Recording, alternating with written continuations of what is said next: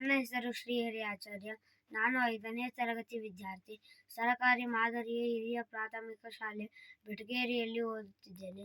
ನಾನು ಇಂದು ನೀತಿ ಕಥೆಗಳ ಪುಸ್ತಕಗಳನ್ನು ಪರಿಚಯಿಸುತ್ತಿದ್ದೇನೆ. ಪುಸ್ತಕದ ಹೆಸರು ಮುರಿದ ಕೊಂಬು. ಸಂಪಾದಕರು ಹೀನ ಚತುರ್ವೇದಿ. ಚಿತ್ರಗಳು ಮತ್ತು ವಿನ್ಯಾಸ ಶಾರದಾ ಗ್ರೂಪ್ಸ್. ಒಬ್ಬ ಶ್ರೀಮಂತ ವ್ಯಾಪಾರಿ ಇರ್ತಾನೆ. ಮೇಕೆಗಳನ್ನು ವ್ಯಾಪಾರ ಮಾಡ್ತಿರ್ತಾನೆ. ಅಕ್ಕಪಕ್ಕದ ಊರಿನವರು ಮೇಕೆಗಳನ್ನು ಕೊಂಡುಕೊಳ್ಳಲು ಬರ್ತಿರ್ತಾರೆ. ಮತ್ತೆ ಮೇಕೆಗಳನ್ನು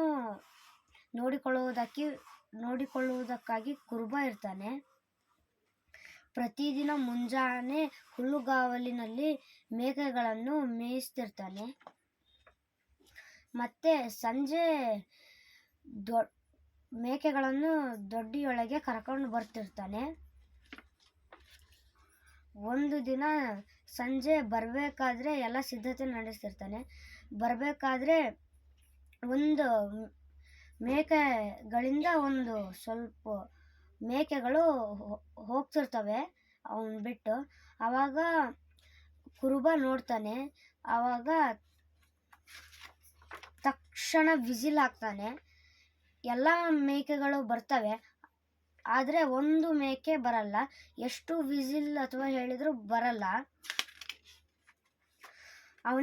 ಕುರುಬನಿಗೆ ಕೋಪ ಬಂದು ಕಲ್ಲು ತಗೊಂಡು ಎಸಿತಾನೆ. ಆವಾಗ ಮೇಕೆಗಳ ಕೊಂಬಿಗೆ ಬಿದ್ದು ಕೊಂಬು ಮುರಿದೋಗುತ್ತೆ.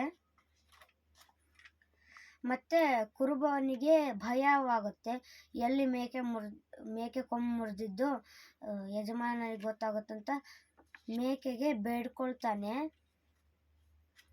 ಮೇಕೆ ಹೇಳುತ್ತೆ, ಮೂರ್ಖ, ನನ್ನ ಮುರಿದ ಕೊಂಬು ಎಲ್ಲವನ್ನು ಹೇಳುತ್ತದೆ. ಈ ನೀತಿ ಕಥೆಯ ಅರ್ಥ ಏನಂದ್ರೆ, ಸತ್ಯವನ್ನು ಯಾವತ್ತೂ ಮುಚ್ಚಿಡಬಾರದು.